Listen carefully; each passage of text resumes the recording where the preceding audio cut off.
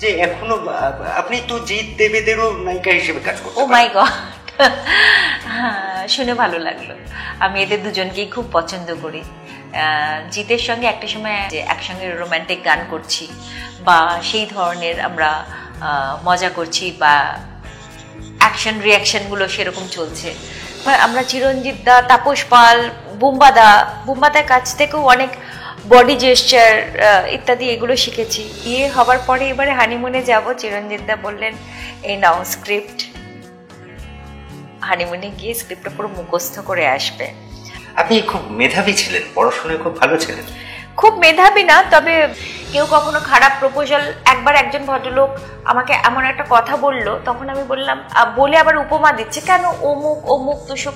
আমি বললাম আপনি তো জানেন যে আপনার এই কথাটাতে কে রাজি হবে, আপনি তো জানেন। বিয়ের ইমিডিয়েট আগে ছবিটা নিয়ে কথা হলো এবং শুটিংটা আরম্ভ যখন হলো তার মাঝখানে আমার বিয়ের ডেট পড়ে গেল। স্কুল করেছি, আমার ডান্স ট্রুপ তৈরি হয়েছে, ওর সাপোর্ট না পেলে তো এটা পসিবল ছিল না। তো ডেফিনেটলি ওর এক্সপ্রেশনটা কম, হ্যাঁ, রোম্যান্সটাও মনে আছে কিনা সেটা আমি জানি না, কিন্তু খুব সাপোর্টিভ। বিয়ের সম্বন্ধ দেখা হয়েছে এবং বিয়ে ঠিক হয়েছে। আমার মাকে আমার প্রডিউসাররা সবাই, ডিরেক্টররা সবাই বলেছেন বৌদি এটা কি করছেন, ও তো এখন রানিং হর্স, ছবি করছে, এত ছবি করছে, এত তাড়াতাড়ি বিয়ে কেন? কিন্তু কোনো উপায় ছিল না। মানে আচ্ছা, সে সময় মনে হয়নি যে আমি মুম্বাই পাড়ি দিই, বলিউডে পাড়ি দিই? না, কিন্তু আমাকে মানে আমি যেহেতু একটু ভীরু প্রকৃতির, আমাকে কিন্তু কখনো মুম্বাই সেইভাবে টানেনি যেভাবে আমার মেয়েকে আমি আবার ফেরত নিয়ে এসেছি, যা অবস্থা হয়ে গিয়েছিল। এবং ফেরত আনার পরেও আমার মেয়ে প্রায় এক বছর না হলেও প্রায় 8 মাস মতো ওর ওই গ্রিন ডায়রিয়াটা ছিল। এই যে এই যে ট্রমাটা আমার মধ্যে না রয়ে গেছে। তো আমার বিয়ে হওয়াতে কেউ আপসেট হয়েছে কিনা আমি জানি না, কিন্তু আমার বিয়ে হওয়াতে আমার কাজ খুব কমে গেল। যে অভিনয় করতে গেলে কি রাজনীতি করতেই হবে? মুভিতে আসার আগে যে নাটক করা, থিয়েটার করা বা নাটক দেখা, কোনোটাই আমার সুযোগ হয়নি, মানে আমি করিনি। ইন্দ্রাণী নামটা আমার খুব প্রিয় নাম। আমার বাবা মার মধ্যে একটা ঝগড়া হতো যে ইন্দ্রাণী নামটা কে রেখেছেন। বাবা বলতেন বাবা রেখেছেন, মা বলতেন মা রেখেছেন।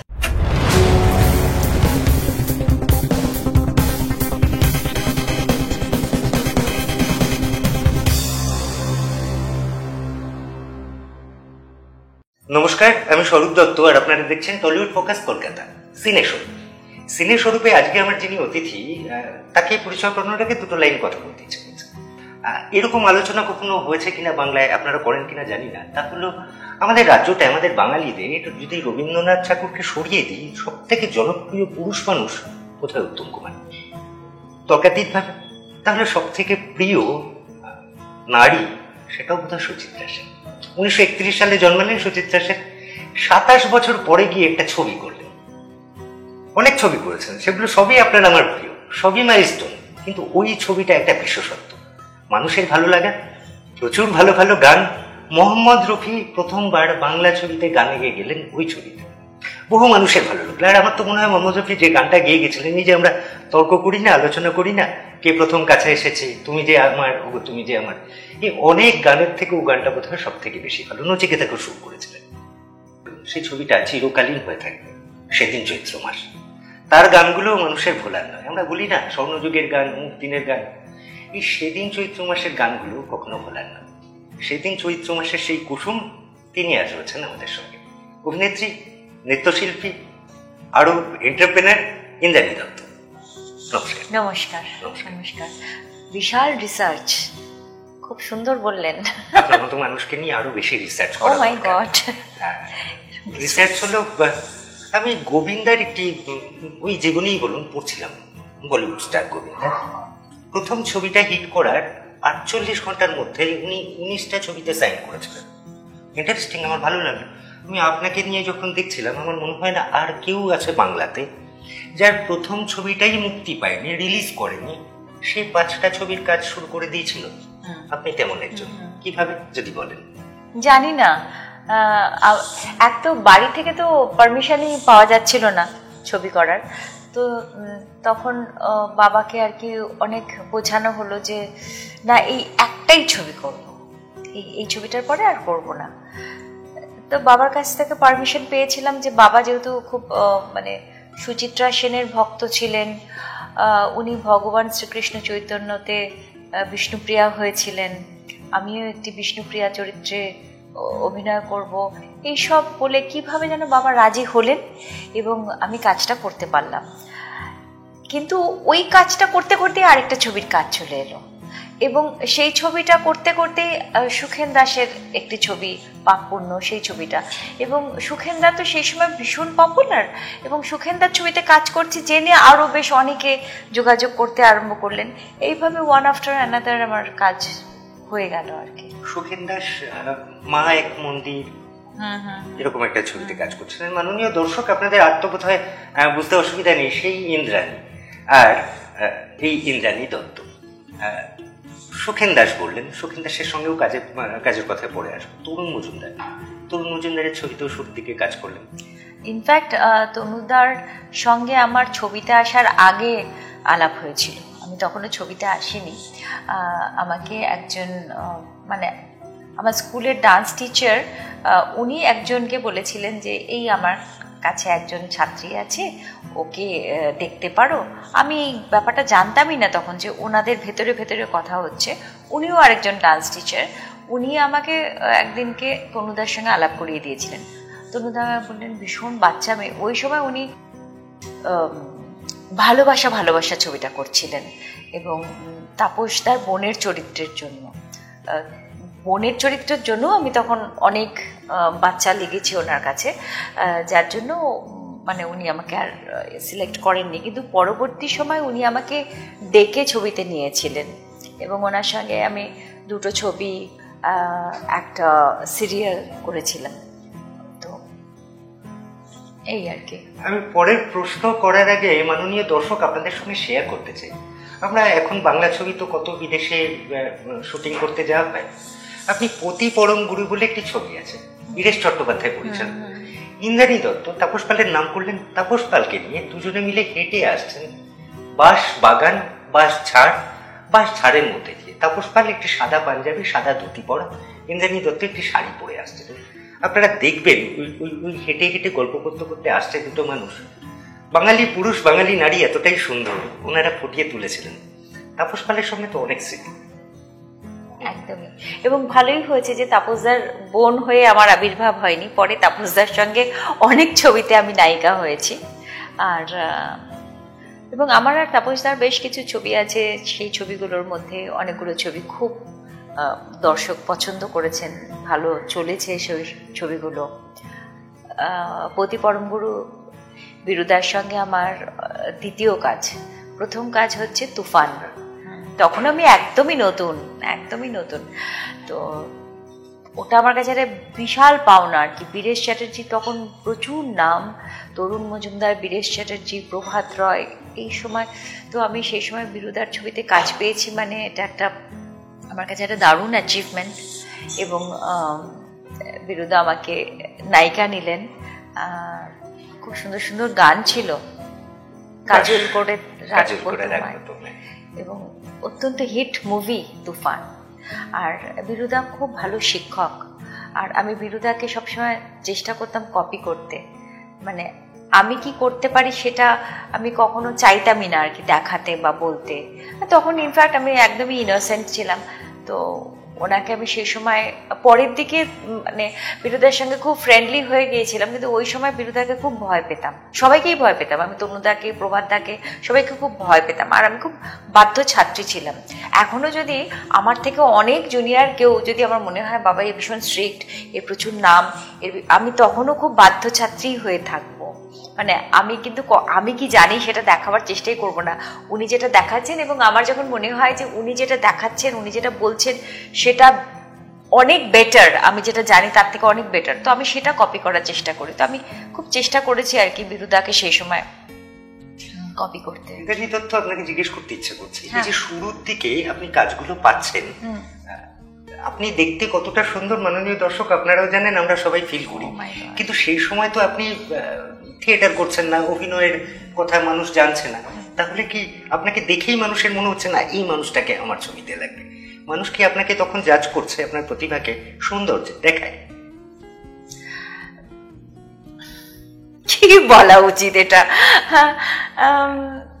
হ্যাঁ, সবাই মানে তখন যেসব ছবি হচ্ছে সবাই অ্যাকচুয়ালি নতুন নায়িকা যখন আসে তখন তো তার দিকে সবার একটু দৃষ্টি যায়, এবং সে যদি মানে শুধু দেখা নয়, কাজকর্ম সবকিছু মিলিয়ে যদি মনে হয় যে হ্যাঁ এনাকে কাজে লাগানো যেতে পারে, সেইভাবে হয়তো আমি সুযোগ তার মানে এটা কি আপনার নিজের সঙ্গে নিজের একটা লড়াই, যে আমাকে শুরুতে সুযোগটা দেয়া হচ্ছে, আমাকে ওই পেহলে দর্শনদারি দেখতে ভালো লাগছে মানুষটা, ওনার মনে হচ্ছে আমি এখানটায় মানাবো, তাই হয়তো সুযোগ দিলেন, কিন্তু এরপর তো অভিনয়টা আপনাকে করতে হচ্ছে, আপনাকে তো ওখানে প্রমাণ করতে হচ্ছে। একদমই তাই। অভিনয়ের জন্য কেমন খাটাখাটনি করতেন?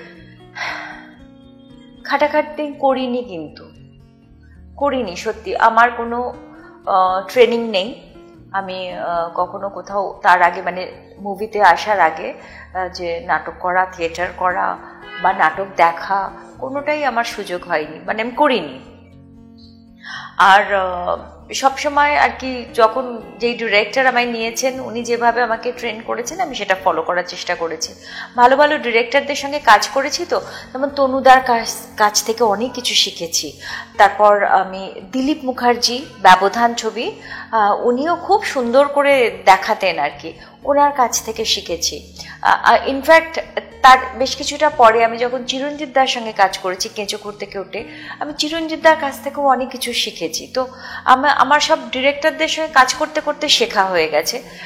এছাড়াও সব বড় বড় অভিনেতাদেরকে পেয়েছি সঙ্গে, সৌমিত্র চ্যাটার্জিকে পেয়েছি আমি, তারপরে ধরুন মানে কার কথা বলবো, দীপঙ্কর দেকে পেয়েছি আমি, সুমিত্রা মুখার্জি, সাবিত্রী চ্যাটার্জি, মাধবী মুখার্জি, শুভেন্দু চ্যাটার্জি, সুখেন দাস, অনেকের কথা হয়তো আমি মিস করে যাচ্ছি, উৎপল দত্তকে পেয়েছি। তারপরে তো আমরা চিরঞ্জিত দা, তাপস পাল, বুম্বাদার কাছ থেকেও অনেক বডি জেস্টার ইত্যাদি এগুলো শিখেছি। তো কাজ করতে করতে অনেক শেখা হয়েছে। মাননীয় দর্শক, ইন্দ্রাণী দত্তের মুখ থেকে কেঁচো করতে কেউটে এলো, চিরঞ্জিত চক্রবর্তীর ছবি, অত্যন্ত জনপ্রিয় ছবি, আপনি কতবার দেখেছেন আপনিই জানেন। এই ছবির স্ক্রিপ্ট নিয়ে হানিমুনে গিয়েছিলেন। হ্যাঁ, কেমন যদি আরেকবার বলেন। অ্যাকচুয়ালি বিয়ের ইমিডিয়েট আগে ছবিটা নিয়ে কথা হলো, এবং শুটিংটা আরম্ভ যখন হলো তার মাঝখানে আমার বিয়ের ডেট পড়ে গেল। তো বিয়ে হবার পরে এবারে হানিমুনে যাব, চিরঞ্জিত দা বললেন এই নাও স্ক্রিপ্ট, হানিমুনে গিয়ে স্ক্রিপ্টটা পুরো মুখস্থ করে আসবে। কারণ চিরঞ্জিত দা একটা নাটক করতেন, ঘর জামাই একটা নাটক করেছিলেন, অ্যান্ড 500 নাইটস, ওটা প্রচণ্ড হিট ওই নাটকটা। 500 রজনী ওনারা শো করেছেন। বলছে যে আমরা তো শয়নে স্বপনে ডায়লগগুলো আর কি আমরা বলতে পারি, এবং কি বলবো, আমাদের ভেবে ডায়লগগুলো বলতে হয় না, মুখস্থ হয়ে গেছে। যতজন নাটক করেছিলেন তারা প্রত্যেকে ওই মুভিতে কাজ করেছেন, শুধু নায়িকা বদলে গিয়েছিল, নায়িকার জায়গায় আমি এসেছিলাম। চিরঞ্জিত দা আমায় বলছেন তোমার গায়ে কিন্তু কোথাও সেঁটে দেওয়া থাকবে না, লিখে দেওয়া থাকবে না যে এরা 500 নাইটস করেছে বলে এদের সব মুখস্থ, এবং এই প্রথমবার করছে তাই এর মুখস্থ নয়, কেননা আমরা ছবিটা কিন্তু নাটকের মতোই করব।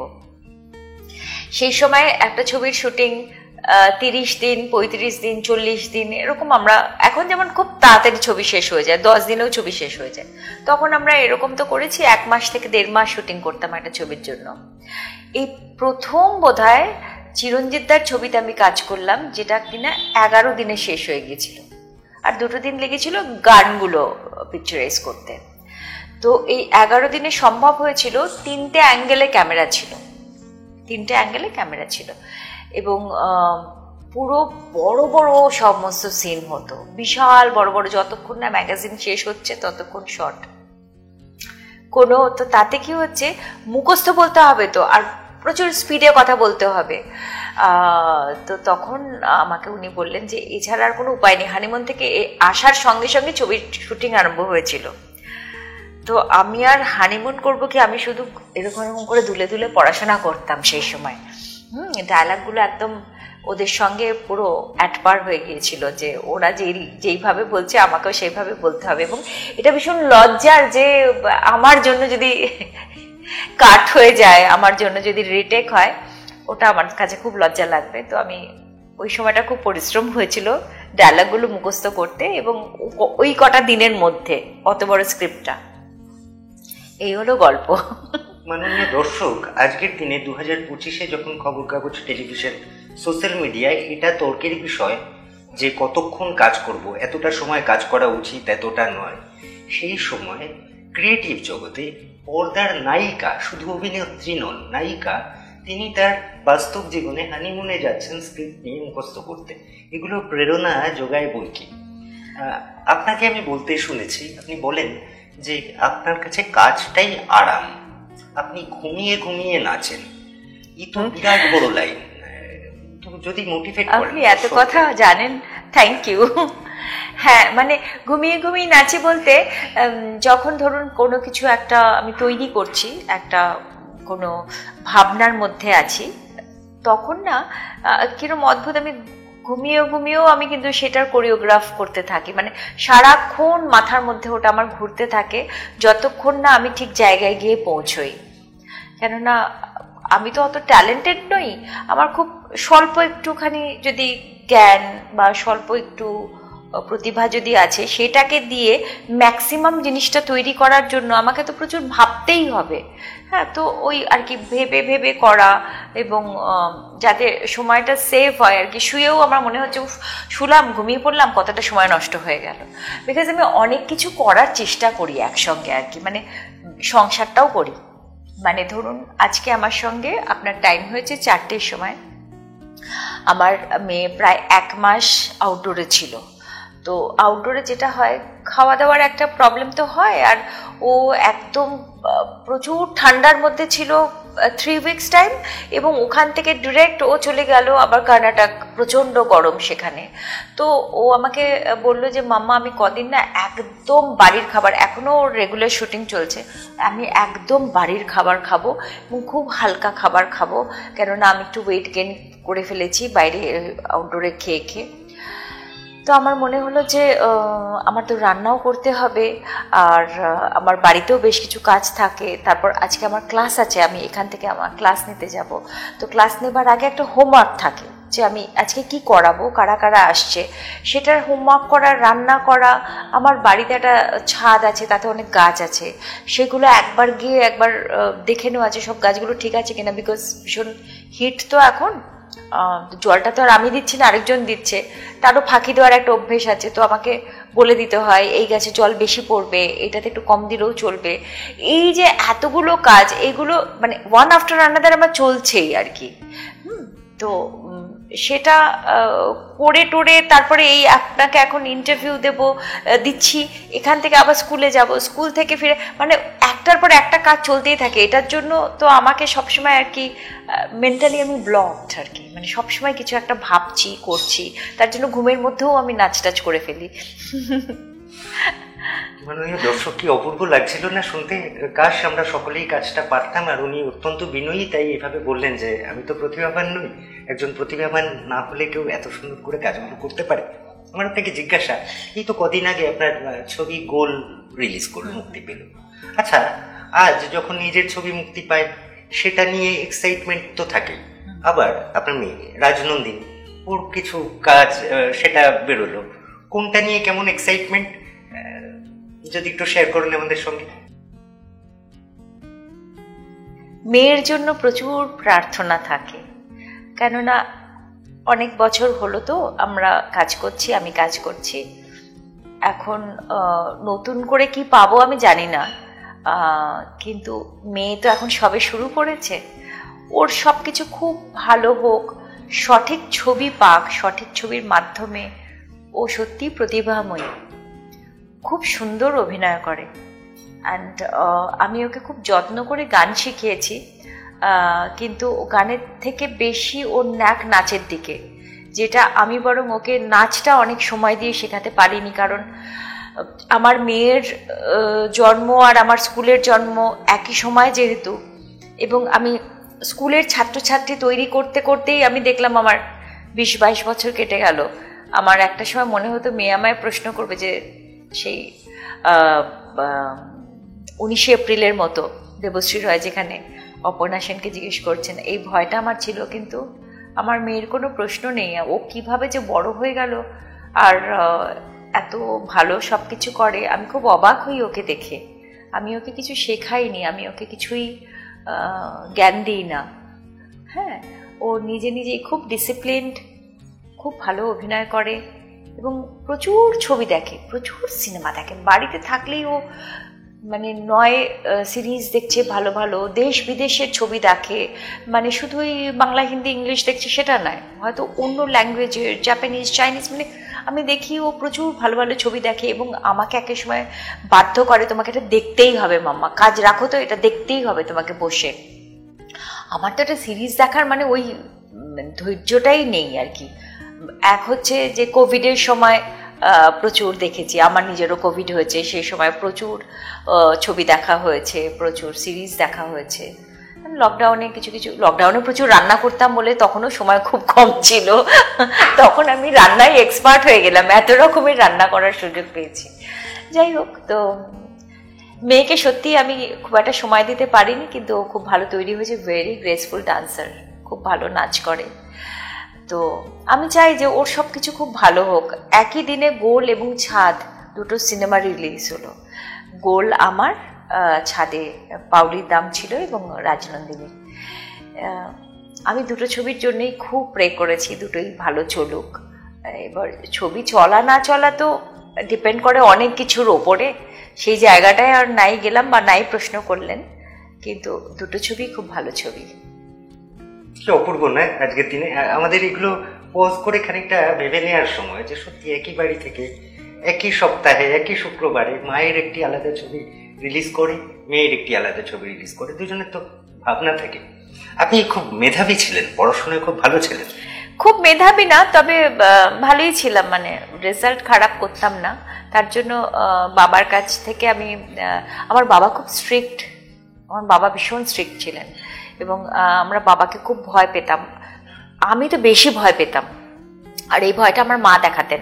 মানে ধরুন স্কুল থেকে ফিরতে ফিরতে 4:30 স্কুল ছুটি হয়েছে, বাড়িতে ফিরতে ফিরতে 5টা বাজতে 10 কি 5টা এরকম হলো, মানে তক্ষুনি ব্যাগটা ছুঁড়ে ফেলে দিয়ে দৌড়ে নিচে গিয়ে খেলাধুলো করতে ইচ্ছে করতো, কিন্তু মা ছাড়বেই না, খেতেই হবে। মা দৌড়োদৌড়ি করতো যে এক্ষুনি পালিয়ে যাবে, স্কুল ড্রেসটা খুলছি আর মা খাওয়াচ্ছে আর কি। গিয়ে কেন এত তাড়াহুড়ো, কেননা আমাকে 6টার মধ্যে ফিরতে হবে, বিকজ বাবা ফিরে আসবেন কাছ থেকে। বাবা এসে যেন দেখেন আমরা বই নিয়ে বসে গেছি। এই শাসনটা আমাদের বাড়িতে ভীষণ ছিল। মানে 6টার পরে 6:30 যদি বেজে যাবে কোনো দিন, মানে ভীষণ টেনশনে মানে পড়ে যেতাম আর কি। হয়তো খেলাটা কমপ্লিট হয়নি, খুব ভালো মানে ব্যাডমিন্টন খেলতে আমি খুব ভালোবাসতাম, দৌড়ি, তাছাড়া কাবাডি ইত্যাদি আইস পাইস সবই খেলতাম। তো ওই ভয়টা বাবাকে খুব পেতাম। কিন্তু যেহেতু আমি আবার খুব ডিসিপ্লিনডও ছিলাম ছোটবেলায়, এখন সেই ডিসিপ্লিনটা চলে গেছে। মানে 10টার মধ্যে আমি ঘুমিয়ে পড়বো, সকালে ঠিক 5টার সময় উঠে যাব, বিকজ 6টা থেকে স্কুল। মানে এগুলোর জন্য আমাকে ডাকাডাকি করতে হয়েছে, যেটা আমার দাদাকে বা দিদিকে করতে হতো। ওরা খুব অসুরের মতো ঘুমোতো একদম। তো আমার এটা ছিল না, এবং আমি এক্সাম্পল ছিলাম। ভুবনকে দেখো কি সুন্দর তাড়াতাড়ি ঘুমিয়ে তাড়াতাড়ি উঠে পড়ে, বাবা ওটা খুব প্রেফার করতেন। তো আমাকে এক্সাম্পল দিয়ে ওদের কথা, ভুবনের রেজাল্টটা দেখো, মানে এটা বাবার একটা সাপোর্ট আমি পেতাম এই দিক থেকে। হাসি মজার কথা বলবো, একটা সিরিয়াস জিনিস আপনাকে জিজ্ঞেস করতে ইচ্ছে করছে। 2 প্রজন্ম সেই অর্থে এই ইন্ডাস্ট্রিটায় রয়েছেন, বহু মানুষকে বলতে শুনি, আজকের ডেটেও এগুলো বিষয়বস্তু হয়। এই ফিল্ম ইন্ডাস্ট্রিতে কিছু পুরুষ মানুষ, কিছু পরিচালকেরা, কিছু পদস্থ মানুষেরা মেয়েদের সঙ্গে, অভিনেত্রীদের সঙ্গে কুআচরণ, খারাপ ব্যবহার করে থাকে। আপনার সঙ্গে এসব কখনো হয়েছে বা হলে কি আর আপনি মেয়েকে ইন্ডাস্ট্রিতে পাঠাতেন? মানে এই বিষয়ে প্রথম কথা হচ্ছে যে আমি আমার মেয়েকে ইন্ডাস্ট্রিতে কিন্তু পাঠাইনি। আমি কখনো ভাবিনি যে আমার মেয়ে অভিনয় করবে, মানে ভাবনা চিন্তার মধ্যে কখনো আসেনি, কেননা ও এত ভালো ছাত্রী, এত ভালো মার্কস পেয়ে এসছে, আমি কখনো ভাবিনি। একটা অনুষ্ঠানে গিয়েছিলাম, আমার খুব শখ ছিল আমার মেয়ে খুব ভালো প্লেব্যাক সিঙ্গার হবে, ও টোনাল কোয়ালিটিটা ভীষণ ভালো, আমার খুব ভালো লাগে। গান শিখছিল, ওটাই আমার স্বপ্ন ছিল যে ও যদি খুব ভালো প্লেব্যাক সিঙ্গার হয়, বিকজ আমি গান ভীষণ ভালোবাসি। আর ছোটোবেলা থেকে নাচ করতাম, তো মানে 3-4 বছর বয়স থেকে আমি নাচে চলে এসেছি, বুঝেছেন? তো যার জন্য আমার মানে গান শেখা বা গানের দিকে সময় দেওয়া এটা হয়নি সবসময়, বরং গান শুনলেই আমি নাচতে আরম্ভ করতাম, এরকম হয়েছে। তো আমি ওটা আর কি হয় না, বা দেখবেন প্যারেন্টরা এরকম হয়, নিজের অপূর্ণ স্বপ্নটা সন্তানের মধ্যে দিয়ে। আমার খুব ইচ্ছে ছিল খুব ভালো একটা প্লেব্যাক সিঙ্গার হবে, অকারণে ছিল না ইচ্ছেটা, সত্যিও ভালো গায় বলে। একটা অনুষ্ঠানে গিয়েছিলাম, সেখানে একটা কুইজ অনুষ্ঠান হতো সেই সময়, সেখানে সব অ্যাক্টর অ্যাক্ট্রেসরা সবাই, ইন্ডাস্ট্রির অনেক মানুষজন থাকতেন, ওখানে আমি ওকে নিয়ে গিয়েছিলাম দেখার জন্য। তখন বুম্বাদা বললো, ও তোর মেয়েটা কি মিষ্টি হয়েছে, আমার তো লাগবে, তুই কিন্তু ওকে কাউকে দিবি না। তো আমি তখন খুব হেজিটেন্ট ছিলাম যে মেয়েকে এটা দেবো কিনা। তারপরে বুম্বাদার আবারও ফোন এলো, তো বুম্বাদার সঙ্গে আমাদের তো একটা ভীষণ ভালো বন্ধুত্ব একটা রয়েছে, বুম্বাদাকে না বলাটা যায় না আর কি। আর তখন মনে হলো যে বুম্বাদা এত বড় একটা প্রোডাকশন হাউস, এত বড় একজন নায়ক, উনি আমার মেয়েকে সিলেক্ট করেছেন, তো এইভাবে ওর ইন্ডাস্ট্রিতে আসা হলো। এবং এগুলো নিয়ে বিশেষ চিন্তিত না, এটা নিয়ে চিন্তিত নেই। তবে আমি যেমন, মানে আমার মেয়ে যে বয়সে এসছে তার থেকেও ছোট বয়সে আমি এসছি, আমার মানে আমি কখনো কি বলবো, একদম কুরুচি কথা কেউ যে কখনো বলেনি সেটা নয়, হয়তো কখনো বলেছে, কিন্তু জানেন মানে আপনি আমাকে কুরুচি কথা বলবেন কি না, আপনি আমার ব্যক্তিত্বেই কিন্তু সেটা মানে ঠিক করে নেবেন, মানে আমি আপনাকে কতটা অ্যালাউ করছি। আমার সামনে বসে কেউ খারাপ কথা বললে আমি এমন উদাসীভাবে থাকতাম, বা অন্য কোনো কাজ নিয়ে এত ইনভলভ থাকতাম। এখন যেমন ফোন আছে, ফোন দেখছি মন দিয়ে, তখন তার ফোনটা ছিল না, একটা গল্পের বই থাকতো, চটি একটা গল্পের বই সবসময় আমি ক্যারি করতাম আমার শুটিংয়ে। সেটা আমি কিন্তু, অনেকেই হয়তো মজার ছলে কোনো খারাপ কথা বলছে, আমার যেন মাথার উপর দিয়ে চলে গেল, আমি কথাটা শুনিও নি এবং আমি রিয়্যাক্টও করিনি। হ্যাঁ, তাতে এবং আমি যদি সেটাতে হেসে উঠি বা লজ্জা পেয়ে যাই বা আমি রিয়াকশন দেখাই, এই বুদ্ধিটুকু অন্তত ছোটবেলা থেকে ছিল।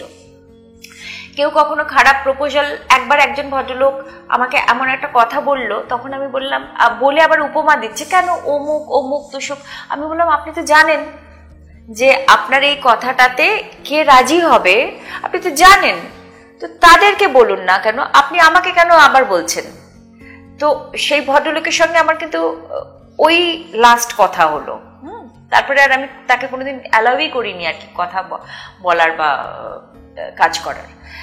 তো আমি বলবো না যে আমাদের ইন্ডাস্ট্রিতে কেউ খারাপ কথা বলে না, হয়তো বা বলে, শুধু আমাদের এই ফিল্ম ফ্রেটার্নিটি কেন, যে কোনো জায়গায়, তাই না? সেটা একটা রক থেকে আরম্ভ হোক, একটা ডক্টর নার্স জায়গা হোক, একটা মানে কি বলবো কোর্টের জায়গা হোক, যে কোনো চত্বরে, যে কোনো জায়গায়, আপনি স্কুলে একটা প্রফেসর, একটা স্টুডেন্ট, এনি জায়গা বলুন, সেখানে কিন্তু এই ধরনের প্রপোজাল বা ধরুন কোনো খারাপ কথা বা তাকে বিরক্ত করা, এগুলো তো হতেই পারে, হয়েই এসছে।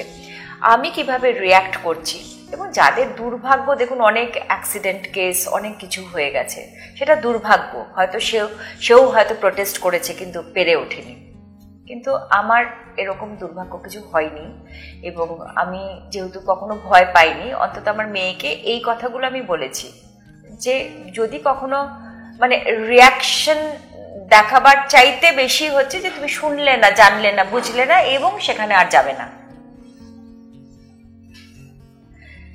এবারে দেখুন, এত তো আজকের দিনের ছেলে মেয়েরা অনেক বেশি স্মার্ট, আমি আমার মেয়ের থেকেই অনেক কিছু শিখি, তো ও ওর মতো বুঝবে। এই প্রফেশনটা তো ও নিজে সিলেক্ট করে নিল, মানে একটা অফার এলো ওর কাছে এবং ও তো ঝাঁপিয়ে পড়ে তাতে রাজি হলো এবং একের পর এক কাজ করছে এবং আরো কাজ, ভালো ভালো কাজ করতে চায়। আমি কখনো ওর মুখ থেকেও শুনি না যে ওকে কখনো কেউ খারাপ কথা বলেছে বা কোনো খারাপ একটা ইনসিডেন্টেরও সম্মুখীন হয়েছে, এটা ওর মুখ থেকে এখনো শুনিনি। তো সেদিক থেকে শি ইজ ব্লেসড। বা যদি কেউ এরকম থাকেন তারা আমাদের ব্যাকগ্রাউন্ডটা জানেন, আমি আছি, সুতরাং আমি একটা জায়গাটা তৈরি করে এসছি, আমার মেয়ে, সুতরাং ভাবনা চিন্তা করেই কেউ কথা বলবেন আর কি।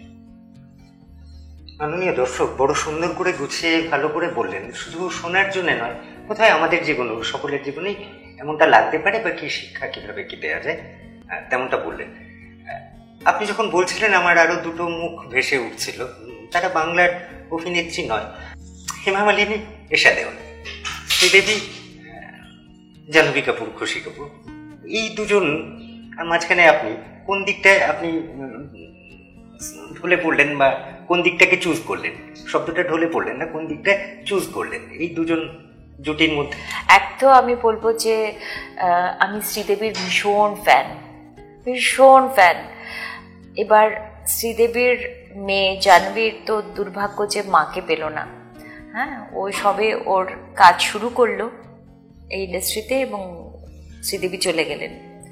আর হিমাজি তো মানে আমাদের কাছে এক্সাম্পল, যে এই বয়সেও উনি পারফর্ম করছেন, কি অসাধারণ সুন্দর কিছু কিছু পারফরমেন্স আমিও দেখেছি। এবং হিমাজির মেয়েরাও ভীষণ সুইট, তারাও ভীষণ ভালো ডান্সার। হিমাজি এবং তাদের মেয়েদের একসঙ্গে স্টেজে দেখলে আমার চোখটা একদম আটকে যেত হিমাজির ওপরে, ওখান থেকে আর সরতো। আমি এক লাইনে এরকম একটা, আপনি বলছেন বলে জিজ্ঞেস করা, যে আপনাকে যদি এরকম দুটো অপশন দেওয়া হয়, ড্রিম গার্ল হেমা মালিনীর আর চাঁদনি শ্রীদেবীর, কোনটা চুজ করতেন? চাঁদনি। আপনি যেহেতু নৃত্যশিল্পী, এত বড় বিখ্যাত ভালো, তাই এই তেড়ে মেরে হোটোপার একটি গান আছে চাঁদনিতে, শ্রীদেবী শুরুতেই একটা শারীরিক দোলা ঝটকা দেয়, এটা খুব ভালো নাচতে জানলেই করা সম্ভব, সকলের পক্ষে তো অসম্ভব গ্রেস শ্রীদেবীর ডান্সের মধ্যে। শ্রীদেবীর সমসাময়িক যারা নায়িকারা তারাও অনেকে খুব ভালো নৃত্যশিল্পী, তারা হয়তো অনেক পারফেক্টলি ডান্স করছে।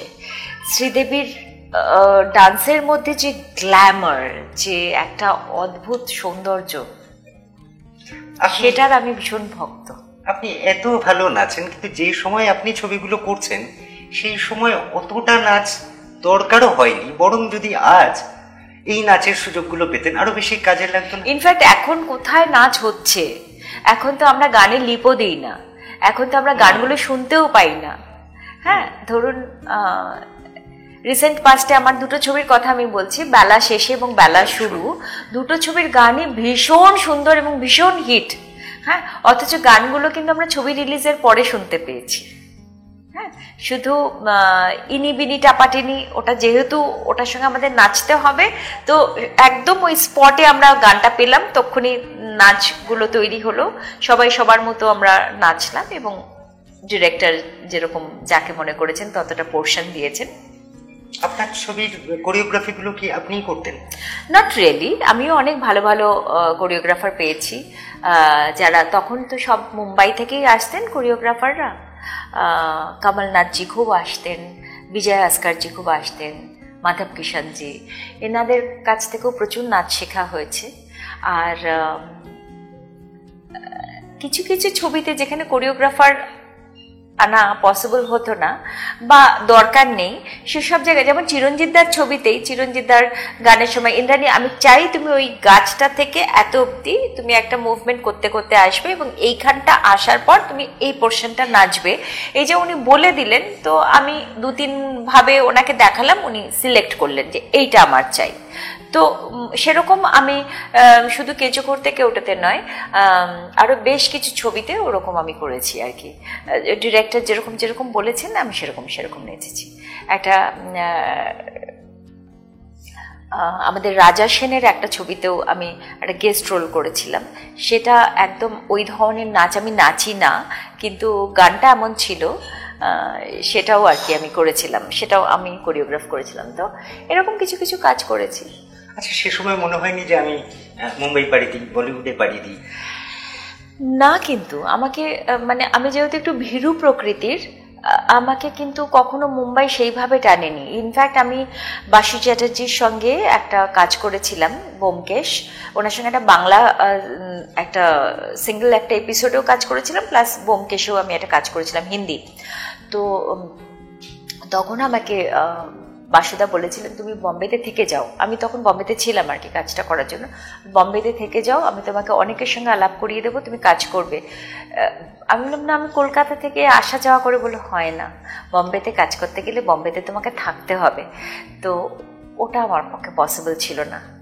আমি ওটা ভাবতেই পারি না যে আমি আমার দেশ, আমার বাড়ি, এই জায়গাটা ছেড়ে আমি ভাবতে পারিনি। তো তাই আমাকে বম্বে কখনো টানেনি। এখনো অনেক বম্বে মানে হিন্দি সিরিয়ালের জন্য এখন তো অডিশন দিতে হয়। তো এরকম অনেক কাস্টিং এজেন্সি যারা আছেন অনেকে আমাকে যোগাযোগ করেন এবং অডিশন দিতে বলেন। আমি অডিশন সবকটা দিই না, মানে এখন অব্দি একটাও দিইনি। সবকটা আমি একটু বোঝার চেষ্টা করি যে ক্যারেক্টারটা কি, আমি কি আদৌ করতে চাই এই ক্যারেক্টারটা। মানে এটা করতে গেলে অনেকদিন তো আমাকে বম্বেতে থাকতে হবে, স্যাক্রিফাইস করতে হবে। এখন যেমন আমি সব কিছু আমি কি বলবো করতে চাই, সব কিছু, মানে আমার ঘর, আমার নাচ, আমার সংসার, আমার মেয়েকে দেখা, আমার নিজের কাজ দেখা, আমার কোনো ইনভিটেশন থাকলে সেখানে যাবার আমি একদম ভীষণ চেষ্টা করি। তো সেটা তো বম্বেতে গেলে হবে না। তাহলে আমি এত কিছু স্যাক্রিফাইস যখন করব তখন ততটা ভালো জিনিসটা হতে হবে। তো আমার যদি মনের মতো কিছু কাজ সেরকম আসে, একটা যেমন হিস্টোরিক্যাল প্রজেক্ট আমার কাছে এসেছিল, যদিও সেটা এখনো হয়নি, যদি হয় কখনো আমি ওটাতে ইয়েস বলেছিলাম। তো এরকম যদি ভালো কিছু কাজ আসে ডেফিনেটলি আমি যাব মুম্বাইতে। কিন্তু এমনি খুব একটা ক্রেজি নই যে হ্যাঁ আমি মুম্বাইতে আমি যেতেই হবে, করতেই হবে। বাট আমি চাই আমার মেয়ে করুক। কথায় বলে জীবনটা খুব ভালো করে ড্রাইভ করতে হয়, ভালো চালাতে পারলে ঠিকঠাক লক্ষ্যে পৌঁছানো যায়, ভালো হয়। আমি ছোট করে সব জিজ্ঞেস করছি না, মোটামুটি সবাই মাননীয় দর্শক আপনারাও জানেন, আমরাও জানি আপনি বড় ভালো ভালো এবং ভালো। ছোটবেলায় পড়াশোনা ভালো, বাবা মা যেমন যেমন বলছে তেমন তেমন করছেন। ছবির জগতে এলেন, অনেক ছবি একসঙ্গে শুরুর দিকে বাবা মা বললেন যে এবার দিয়ে দেবো, বিয়ে করে ফেললেন। আমার কিন্তু সম্বন্ধ করে বিয়ে। ঠিক কথা। তো আপনি এই যে জীবনে যা যা করেছেন, সবাই যেমনটা চেয়েছেন, আপনি তাদের মন জুগিয়ে শব্দটা বলবো না, তাদের কথা মেনে নিয়েছেন, তাদেরকে হাসি খুশি রেখেছেন। আপনি ভালো ছিলেন সবসময়। এই প্রত্যেকটা সিদ্ধান্ত আপনি তাদের সিদ্ধান্তেই নিজের হ্যাঁ বলেছেন, আপনি তাদের সিদ্ধান্তকে সম্মান জানিয়েছেন। এতে আপনার মনটা সবসময় হাসতো ভেতরে, না কখনো কখনো দুঃখ পেত? যদি কখনো দুঃখ পেয়েছি, পরবর্তী সময় মনে হয়েছে যে না, যেটা হয়েছে ভালো হয়েছে। সবসময় তো সবকিছুতে কারেক্ট ডিসিশন হয়েছে, কারেক্ট কাজটা আমি করেছি সেটা তো হয়নি। কখনো কখনো তো কিছু ভুল তো হয়েইছে ডেফিনেটলি, কিন্তু আমি লুজার নই কোনো কিছুতে। আপনি তো পর্দার নায়িকা, বহু মানুষ, বহু পুরুষ মানুষ আপনাকে মোহিত হয়। জনার্দন স্যার, তিনি আপনাকে যখন প্রথমবার দেখলেন, তার অভিব্যক্তি কেমন ছিল মনে আছে?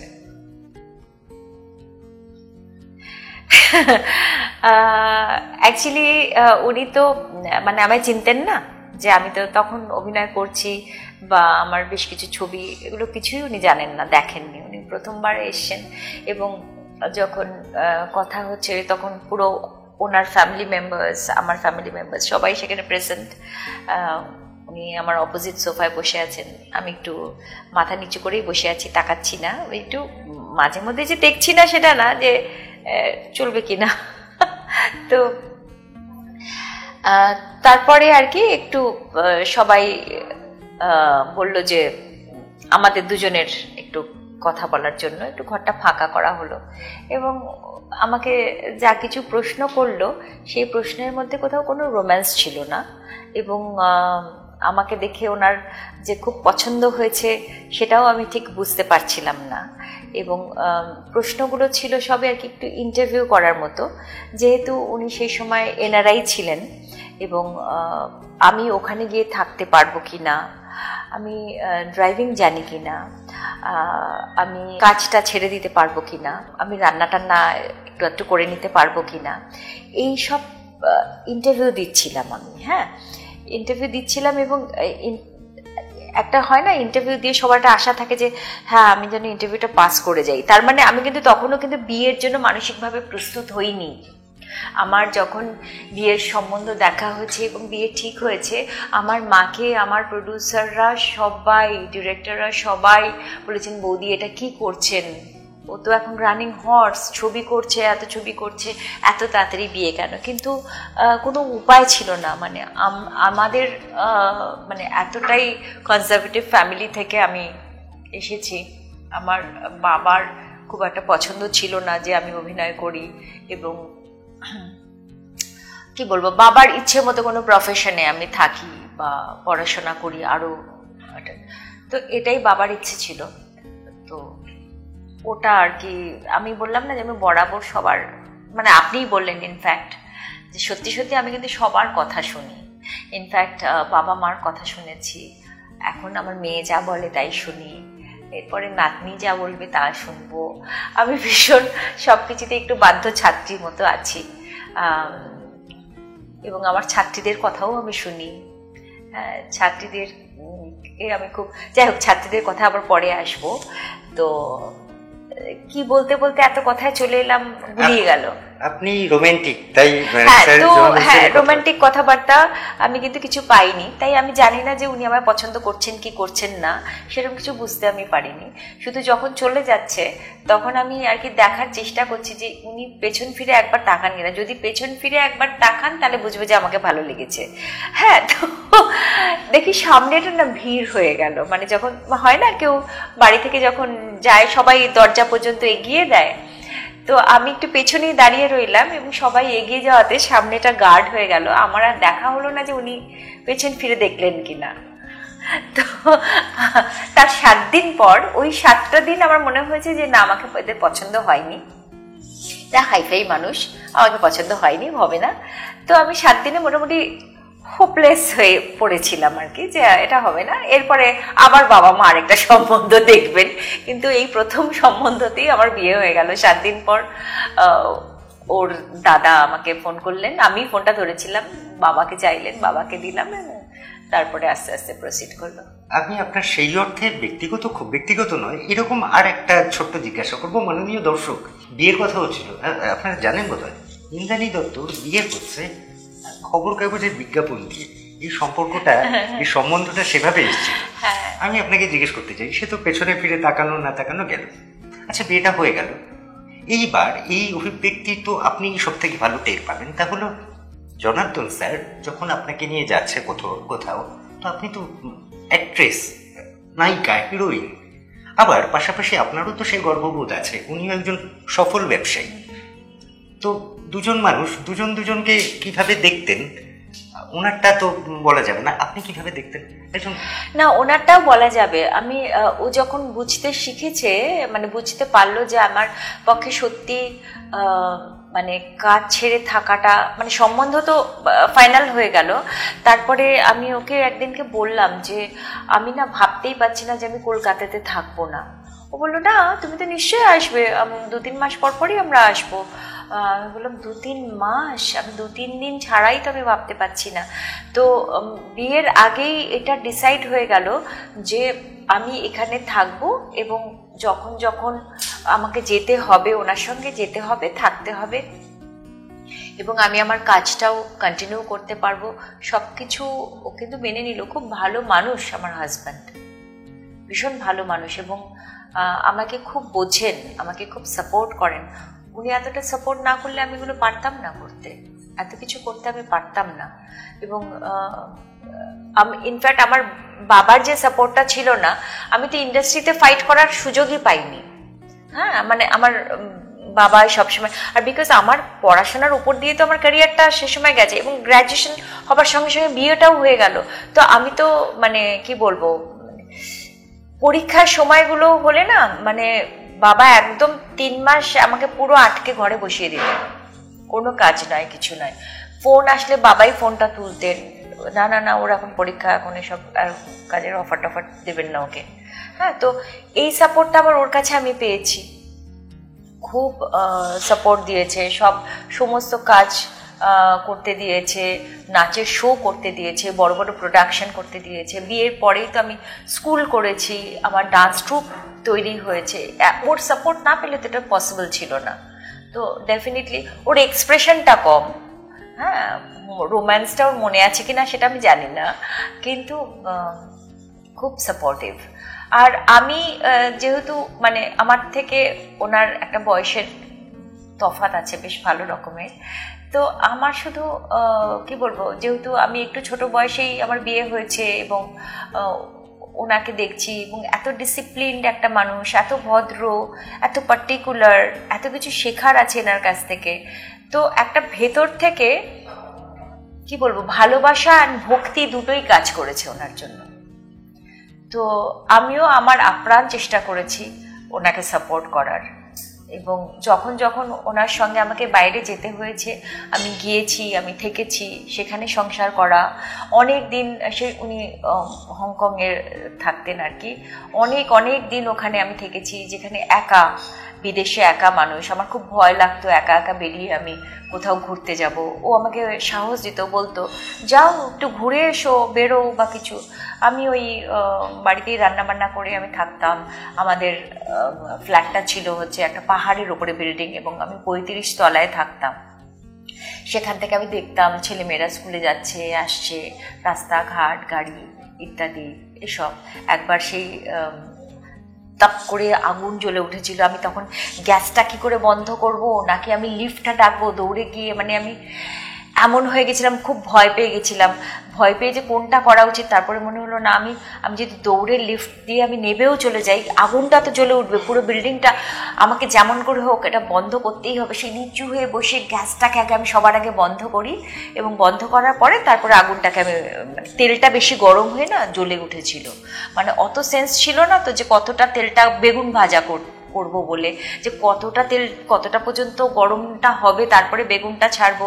আমি তো তেলটা বসিয়ে তেলটা গরম করে তখন হয়তো বেগুনটা মাখছি, কি করছিলাম জানি না। সেটা একটা খুব ভয়ের একটা ইনসিডেন্ট ছিল। তো তখন মানে এইগুলো আমি ভয় পেয়েছি, একা থেকে যে বলছি কি দরকার তোমার রান্না বান্না করার, তুমি তো একটু রেস্টুরেন্টে গিয়ে খেয়ে আসলেই পারতে, রাত্রিবেলা দুজনে বাইরে চলে যেতাম, এগুলো বলতো। কিন্তু আমার মনে হতো যে না, বাড়িতে মাকে দেখে এসছি না, বাবার জন্য রান্না করা, বাবার জন্য ওয়েট করা, তো সেটা আমারও করতে ভালো লাগতো, তো আমি করতাম, তো ভালোই লাগতো আর কি। মানে এবং অনেক অনেক দিন বাইরে থাকতাম, তারপর আবার ফিরে এসে কাজ পেতে তখন খুব অসুবিধে হতো। এখন যেমন হয়তো নায়িকার বিয়ে হয়ে যাওয়াটা অতটা ম্যাটার করে না, বা আমার কন্টেম্পোরারি যারা রয়েছেন তাদের বিয়েতেও কিন্তু খুব একটা এফেক্ট হয়নি, আমার ক্ষেত্রে হয়েছে। মানে নায়িকার বিয়ে হয়ে যাওয়া, সেই আনন্দলোকের এডিটর ছিলেন দুলেন্দ্র ভৌমিক, দুলুদা আমায় বলেছিলেন যে নায়িকার বিয়ে হয়ে গেলে না কীরকম তারা ইন্ডাস্ট্রি থেকে তাদেরকে সরিয়ে দেওয়া হয়। মানে পুরুষরা তো ভাবে এই নায়িকাটা আমারও নায়িকা, হ্যাঁ, পুরুষরা কিন্তু কোথাও একটু আপসেট হয়ে যায় নায়িকার বিয়ে হওয়াতে। তো আমার বিয়ে হওয়াতে কেউ আপসেট হয়েছে কিনা আমি জানি না, কিন্তু আমার বিয়ে হওয়াতে আমার কাজ খুব কমে গেল। যদিও বিয়ের পর আমি কিন্তু অনেকগুলো ভালো ভালো ছবি করলাম, কিন্তু রেগুলারিটিটা নষ্ট হয়ে গেল। চিরঞ্জিতদার ছবিটা আমার বিয়ের পর, সেদিন চৈত্র মাস আমাদের হোম প্রোডাকশন, এটা আমার বিয়ের পর। প্রভাতদা আমাকে নিয়েছিলেন, প্রভাতদাকে কিন্তু বলা হয়নি যে ইন্দ্রাণী দত্তকে নায়িকা নিতে হবে, একদমই না। বা আমি নিজেও কখনো আশা করিনি আমার হাজব্যান্ড ছবিটা প্রডিউস করছে বলে আমি নায়িকা হব, সেটাও আমি কখনো ভাবি। এটা কি বলার জন্য বলা নয় ইন্দ্রাণী দত্ত যেভাবে বলছেন, এই কথাটা সাধারণ মানুষের শুনে তাতে হ্যাঁ বলাতে একটু অসুবিধা না? আপনাদের হোম প্রোডাকশন, হ্যাঁ আমাদের হোম প্রোডাক্ট, অ্যাকচুয়ালি কি বলুন তো, মানে ছবি করার কথা তো আমরা কখনো ভাবিনি। একজন ভদ্রলোককে আমার হাজব্যান্ড হেল্প করেছিলেন, উনি রাশিয়া গেছিলেন, তো সেই সময় আর কি নানাভাবে হেল্প করা হয় না, ওখানে থাকা, ওখানে টেক কেয়ার করা ইত্যাদি, যেহেতু ওই সময় ওখানে ওনাদের অফিস ছিল। তো ওই ভদ্রলোক কৃতজ্ঞতা জানাতে একদিন আমাদের বাড়িতে এলেন, এসে এবারে গল্প করছেন আমার হাজব্যান্ডের সঙ্গে। আমি যথারীতি আমি আমার মতো বিজি, ওনাকে যা একটু চা স্ন্যাক্স দিয়ে আমি আমার মতো ঘরে চলে গেছি। উনি চলে যাওয়ার পর আমার হাজব্যান্ড বলছেন, আমি না একটা ছবি প্রডিউস করবো। কেন? হ্যাঁ, মানে আমি এটা ভাবতেই পারি না যে উনি একটা ছবি প্রডিউস করবেন। মানে আমার চোখে তো ছবি প্রডিউসার মানেই হচ্ছে he or she has to be very rich. আমরা তো অতটা রিচ নই একটা ছবি প্রডিউস করব। তারপরে আমি ভাবছি যে একটা ছবি, একজন প্রডিউসারকে অনেক বেশি সময় দিতে হয় ইন্ডাস্ট্রিতে। উনি এনআরআই, ওনার কাছে তো সময়ই নেই, অর্ধেকের বেশি সময় তো উনি বাইরে থাকেন। তারপর ভীষণ সফট মানুষ, একজন প্রডিউসারকে আমি দেখেছি কীরকমভাবে কথা বলেন, কিভাবে হ্যান্ডেল করেন, সেটা আমার হাজব্যান্ড পারবেন না। তা আমি কোনোভাবেই ওকে এনকারেজই করছিলাম না যে তুমি ছবিটা প্রডিউস করো। আমি ওকে বারবার বলছি তুমি কিন্তু করো না, তুমি পারবে না, এটা তোমার।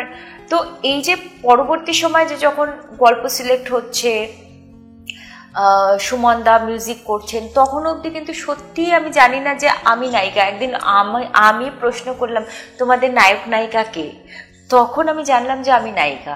হ্যাঁ, তখনই আমার কুসুমের চরিত্রটা এত ভালো লাগতে আরম্ভ করলো। তখন আমি তনুদার একটা কাজ করতে শিলিগুড়ি গিয়েছিলাম। তার আগে একটু খেয়ে দিয়ে একটু গোলগাপ্পু হয়ে গেছিলাম। আমার মনে হলো না, কুসুম তো এই গোলগাপ্পু হয়ে থাকলে হবে না, আমাকে তো রোগা হতেই হবে। এবং আমাদের ওই তনুদার শুটিংটা হতো শুকনা ফরেস্টে শিলিগুড়িতে, এবং অনেকগুলো দিন ছিলাম, প্রায় 2 সপ্তাহ। আর ওখান থেকে ফিরেই আমাদের ছবিটা শুটিং, মানে শিলিগুড়ি থেকে ফিরেই আমি বাড়িপাদা চলে যাব। সেই 2 সপ্তাহ আমি যে কি অসম্ভব ওখানে পরিশ্রম করেছি, এত কম খেয়েছি, এত ওয়াক করেছি জঙ্গলে। তনুদা আমাকে বলতে, তোমাকে একবার তো হাতি মেরেই দেবে এবারে, তুমি জঙ্গলের ভেতরে কি করছো। আমি খুব ভালো, মানে হাঁটতে হাঁটতে জঙ্গলের ভেতরে চলে যেতাম আর কি। হ্যাঁ, তো আমার খুব মানে ওই সময়টা ভীষণ আমি এনজয় করেছি। অমল পালেকার জারিনা ওয়াহার, চিৎচোর দেখুন, মায়ের প্রেম কি দিবানি, সেখানে কারিনা কাপুর দেখুন। ও দুটো ছবিই দেখার পরেও কুসুম সেদিন চৈত্র মাস স্পেশাল বেশি ভালো লাগে। সাধারণত দেখে থাকি নায়ক সেই নায়কই আছে, নায়িকা গুড়িয়ে যাওয়া শব্দটা বলবো না, এমনটা চলে ঠিক। মানে নায়িকা সে আর ওই নায়কের নায়িকা নেই, তিনি এখন মায়ের চরিত্রে অন্তর্মুখ হন। আপনি, শিল্পা শেট্টি, মল্লিকা শেরওয়াত, এরকম অনেকজন আছেন যারা না আজও সেই নায়িকাই। তাদের নায়করা আজ কোথায়? মানে আপনার সঞ্জীব দাশগুপ্ত এখন বোধহয় ছবিতে আপনার নায়ক আনতে পারবেন না। এ তো উল্টো, এই উল্টো জিনিস। কিন্তু চিরঞ্জিত দা তো এখনো নায়ক, চিরঞ্জিত দা ভেরি ওয়েল মেইনটেইনড। ঠিক কথা। তো আপনারা পারেন কি করে, বিশেষ করে আপনি নিজেকে এই ধরে রাখাটা, যে এখনো আপনি তো জিৎ দেবেদেরও নায়িকা হিসেবে কাজ করতে পারেন। ও মাই গড, শুনে ভালো লাগলো। আমি এদের দুজনকেই খুব পছন্দ করি। জিতের সঙ্গে একটা সময় বেশ কিছু শো করেছি একসঙ্গে এক স্টেজে। তো ওই মোমেন্টটা আমার কাছে খুব ভালো লাগার ছিল, যে একসঙ্গে রোম্যান্টিক গান করছি বা সেই ধরনের আমরা মজা করছি, বা অ্যাকশন রিয়াকশনগুলো সেরকম চলছে। তো ওই টাইমটা আমি খুব এনজয় করেছি। তো আর দেখুন, মেনটেন বলতে আলাদাভাবে যে কিছু করি সেটাও নয়, আবার খুব যে ছেড়ে রাখি নিজেকে সেটাও নয়। যদি কখনো একটু নিজেকে ছেড়ে দিতে ইচ্ছেও করে যে হ্যাঁ আজকে খুব জমিয়ে খাবো, বিরিয়ানি খাবো, একটু খুব ঘুমোবো, একটু রিল্যাক্স করবো, যদি এরকম কখনো হয়ও, পরবর্তী সময় আমার সচেতন হয়ে যায়। মানে ধরুন আজকে যদি আমি একটু বেশি খাওয়া দাওয়া করে ফেলি, তারপরে 2-3 দিন আমি একটু বেশি পরিশ্রমও করে নিই কিন্তু। হ্যাঁ, কিন্তু আমি জিম যাই না, মানে জিম আমি কখনো যাইনি, চেনা নেই জিমের চেহারাটা। আমি যতটা নাচ প্র্যাকটিস করা দরকার বা যতটা সময় পাই সেটা করি। আর রেগুলার নাচের শোর মধ্যে থাকি বলে একটা প্র্যাকটিস তো থাকেই, আর কিছু স্ট্রেচিং এক্সারসাইজ করি মাঝে মধ্যে। That's it. ইন্দ্রাদি দত্ত বললেন আমি কখনো জিমে যাইনি, জিমের চেহারাটাই জানি না। আবার ওনার ছবি দেখবেন, ওনাকে পুরোটা দেখা যাচ্ছে এমন এমন ভিডিওগুলো দেখবেন, শেখার বোধ হয় যে আমরা কিভাবে নিজেদেরকে মেনটেন করতে পারি। যাদের সঙ্গে অভিনয় করছিলেন, পুরুষ নারী ছেলে মেয়ে নির্বিশেষে একটা বড় অংশ আজকের ডেটে রাজনীতির আঙিনায় নেমে গেছে। আপনার এই প্রতিপরম গুরুতেই আপনি টুলু, আর আপনি যে ঘরটায় থাকেন সেখানে একটা কার্ল মার্কসের ছবি রয়েছে বড়। রাজনীতি ডাকেনি কোনোদিন? না, ডাকেনি। আপনার ন্যায় মন থেকে ডাকেনি, কিন্তু 4-5টা সামাজিক ডেকেছে। সারা দেননি? না। কিভাবে না করলেন? যে অভিনয় করতে গেলে কি রাজনীতি করতেই হবে? ঠিক কথা, কিন্তু উত্তর কি পাচ্ছি? আমার যেটা মনে হয় রাজনীতি করার জন্য অনেক জ্ঞান দরকার, হ্যাঁ, বা অনেক হিস্ট্রি জানা দরকার আছে। এটা আমার মধ্যে নেই। আপনার এটা সত্যিই মনে হয়? এটা আমার মনে হয়। যাদেরকে আপনি দেখছেন তাদের মনে হয় তারা? না, আমি ওইভাবে, এরা সবাই অনেকে তো আমার ভীষণ বন্ধু বান্ধব, আমি মানে ওইভাবে আমি ক্রিটিসাইজ করবো না, কিন্তু আমার নিজের মনে হয় যে রাজনীতি করতে আসা মানে কি, মানে আমার সমাজ, আমার দেশ, এটা তো আমাকে চালিত করতে হবে, এবং আমি কারোর কাছে একটা ফিগার হয়ে উঠবো, আমার কথা শুনবে, সেই ব্যক্তিত্বটা আমার মধ্যে নেই, সেই জ্ঞানটা আমার মধ্যে নেই। আমি তো জানি আমার মধ্যে কি আছে আর কি নেই। আর তাছাড়া আমি খুব একটা ভালো স্পিকার নই, আমি খুব ভালো বলতে পারি না। যারা রাজনীতিতে আসেন তারা খুব সুন্দর করে কথা বলতে পারেন, সেটা তাদের নিজস্ব ক্ষমতা হোক বা কেউ বা কারা যদি তাদেরকে তৈরিও করে দেন, সেই তৈরিটাও হতে পারেন। আমাকে দিয়ে এটা হবে না। তরুণ মজুমদার, সুখেন দাস, ইন্দার সেন, বীরেশ চট্টোপাধ্যায়, অগ্রদূত, ডিরেক্টর হিসেবে যদি কথা বলতে চান, কাকে এগিয়ে রাখবেন বা কাদের এগিয়ে রাখবেন এই 5 জনের মধ্যে কাজ করার সময়? আপনি যাদের কথা বললেন এরা তো সবাই আমার ভীষণ প্রিয়, কার কথা আলাদাভাবে বলবো, এবং এরা সবাই, এদের কাছ থেকে আমি এত কিছু শিখেছি। তো আমি বললাম না যে আমি একদমই নভিস ছিলাম, তো ওনারা যেভাবে শিখিয়েছেন আমি তো সেইভাবেই শিখেছি। সেটা অগ্রদূত বলুন, দিলীপ মুখার্জি, তরুণ মজুমদার, বীরেশ চ্যাটার্জি, আমাদের প্রভাত দা, ইন্দর সেন, সবার কাছ থেকে তো আমি শিখেছি। চিরঞ্জিত দা, তবে তো সবার কাছ থেকে শিখেছি আমি। হয়তো অনেকের নামটা আমি বললামই না, মিস হয়ে গেল, এটাও হতে পারে। ঠিক কথা। তো আমি সবার কাছ থেকে শিখেছি, এরা সবাই এগিয়ে। তাপস পাল, প্রসেনজিৎ চ্যাটার্জি, চিরঞ্জিত চক্রবর্তী, আরো সঞ্জীব দাশগুপ্ত, আরো অনেকেই আপনার নায়ক হয়েছেন। অর্জুন চক্রবর্তী, অভিষেক চ্যাটার্জি, আরো অনেকেই, হ্যাঁ, দেবদূত, কৌশিক সেন। অর্জুন চক্রবর্তী, সঞ্জীব দাশগুপ্ত মিলে ছবি করলেন গুলজারের স্বপ্ন নিয়ে। আঁখি আপনার নাম। কি সুন্দর গল্প, কি ভালো গল্প, সত্যি পারলে কখনো দেখবেন ছবিটা। আঁখির পরিণতি কেমন হয়েছিল, এবং সেই ছবির গানগুলো অজয় দা করেছেন, খুব সুন্দর, গানগুলো খুব সুন্দর। আমার কখনো ইচ্ছা আছে ওই গানগুলো নিয়ে একটু কাজ করবো আমার ডান্স ট্রুপে। অনেক বিষয় আলোচনা হলো, কিন্তু আপনি শুধু মানুষ ভালোবাসেন এমন তো নয়, আপনার বাগান গাছপালার প্রতি প্রচন্ড যত্ন, আর বোধহয় আপনি খুব ভালো অ্যানিমেল লাভার বা ডগ লাভার, যদি বলুন। আমরা মানে কি বলবো, জন্ম থেকেই বাড়িতে ডগি দেখে আর কি, মানে ওদের সঙ্গেই বড় হয়েছি। জন্ম থেকে আমাদের বাড়িতে একটা না একটা আর কি ডগি থেকেছে। কি হয়েছে, একটা ডগি চলে গেলে বাড়িটা একদম শ্মশানের মতো। আমরা খাওয়া দাওয়া বন্ধ করে দিতাম, স্কুলে যাব না, কান্নাকাটি। বাবা আমাদেরকে মানে আবার জ্যান্ত করার জন্য আরেকটা পাপি এনে দিতেন। এবারে ওকে ভালোবাসতে বাসতে তখন হয়তো পুরনো ডগিকে একটু ওই দুঃখটা থেকে সরে এসে একে ভালোবাসতে বাসতে আবার আমরা রেগুলার স্কুলে যাওয়া, ওকে ভালোবাসা, ওর সঙ্গে খেলা, এটা না চলতেই থেকেছে। মানে আমার যখন বিয়ে হয়ে গেল, ডগিটা অসুস্থ হয়ে পড়লো, বুঝতে পেরেছেন। তারপর আমি মাঝে মধ্যেই দেখতে যেতাম, কিন্তু তার কিছুদিন পরেই না ও চলে গেল, মারা গেল। এবং ও মারা যাবার যেদিনকে ও মারা গেল, আমার বাবার একটা অসম্ভব শরীর খারাপ হলো। আমরা ভাবলাম বাবা স্ট্রোক হয়ে গেল কিনা। ও মারা গেল, এবং কী কারণে আমি যাওয়ার পর থেকেও খাওয়া দাওয়া বন্ধ করে দিয়েছিল, ঠিকমতো খেত না। তো আমি না একটুও কাঁদলাম না, আমার শুধু মনে হলো বাবা এত কষ্ট পেয়েছে, মানে আমার বাবুকে আগে দেখতে হবে, আমার বাবাকে আগে ঠিকঠাক করতে হবে। একটুও কাঁদলাম না, কিন্তু সমস্ত কান্নাটা বুকে রয়ে গেল আর কি, যে আমি কাঁদলে বাবার আরও খারাপ লাগবে। তখন বাবাকে বললাম ভালোই হয়েছে, ভুগছিল, অসুস্থ ছিল, চলে গেছে, ভালো হয়েছে বাবু, মন খারাপ করো না, ও তো কষ্ট পাচ্ছিল না, এসব বলে আমার বাবাকে সান্ত্বনা দিয়েছি। এবং তারপরে ডক্টর বললেন না, বাবার সেরকম কিছু হয়নি, বাবা হয়তো ভীষণ শক পেয়ে গিয়েছিল। এই শকগুলো আমি পেতে দেখি যে আমরা একবার কাশ্মীর বেড়াতে গিয়েছিলাম 13-14 দিন, তখন আমি ভীষণ ছোট, মানে আমি বোধহয় কি বলবো 5-6 বছর কি 7 বছর এরকম বয়স। আমার দাদা জাস্ট পড়ে গেল, এসে যখন দেখলো যে মানে আমাদেরকে দেখলো, ডগিটা বেঁচেই ছিল আমাদেরকে দেখার জন্য, আমরা ফিরেছি আর সঙ্গে সঙ্গে ডগিটা মরে গেল, মানে আমাদের দেখার সঙ্গে সঙ্গে মরে গেল। দাদাকে দেখলাম, দাদা ঠাস করে একটা দাঁড়ানো মানুষ পড়ে গেল। মানে এতটা আমরা সবাই ডগ লাভার। আমার দিদির বাড়িতে তো মানে কি বলবো কত যে ডগ, এবং ওরা যে কি ভালোবাসে। এবারে আমার বাড়িতে একটাও ডগ নেই।